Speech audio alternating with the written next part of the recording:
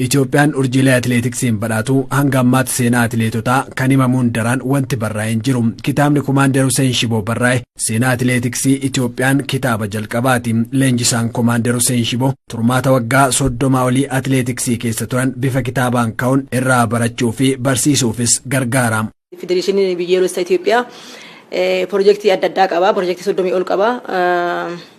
Kaampii afuris hin qaba. Kanaaf kitaaba kana akka ga'utti fuudhee akka itti fayyadamaniif hiruuf karoora qaba. Kanaan duras waan kana kaasee jira. Kitaabni akkanaa kun immoo barreeffamuunsaa atileetota duubaa dhufaniif atileetota xixiqqoodhaaf fakkeenya guddaa ta'a. Maaliif kun immoo nu hundumtuu amma ta'e asirratti kitaaba kanarratti barreeffamee jira.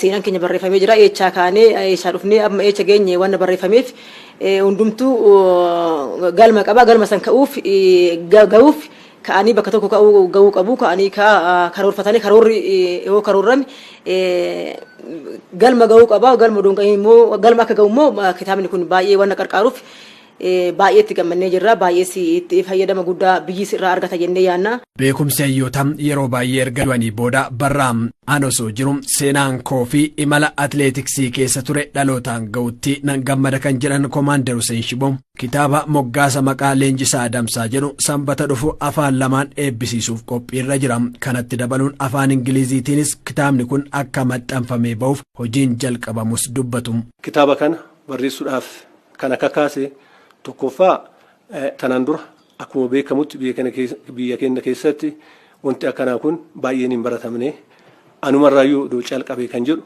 ufuma keessaa yaada kan burqisiisuudhaan har'a kunoo kitaaba afaan lamaan afaan Oromiffaatiin fi afaan Amaariffaatiin qopheessee uummata kootiif raabsuudhaaf qophii hundaa xumuree guyyaa muraasaa keessatti yookiin onkololeessa bultii 7 Qidaamee sa'aatiidhaan booda hoteela internaashinaal hoteela Ililiititti eebbisuudhaaf qophii hundaa xumuree jira.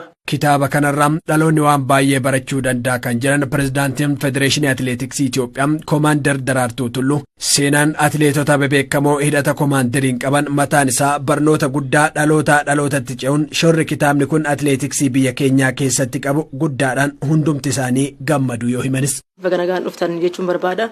Duraan dursee leenjisaa Komaander Hussein Shiboo baga gammaddee maatii kee wajjiniin baga gammaddee ispoortistoonni hunduu baga wajjin gammadee jechuun barbaada. Kitaabni irraa barreeffame kun keessattuu Federeeshinii biyyoolessa Itoophiyaatiif faayidaa guddaadha. Moggaasa maqaa Leenjisaa Adamsaan kitaabni seenaa Komaander Hussein Shiboo fi imala isaan atileetiksii keessatti dabarsan irratti xiyyeeffatu sanbata hoteela Ililliitti eebbifama.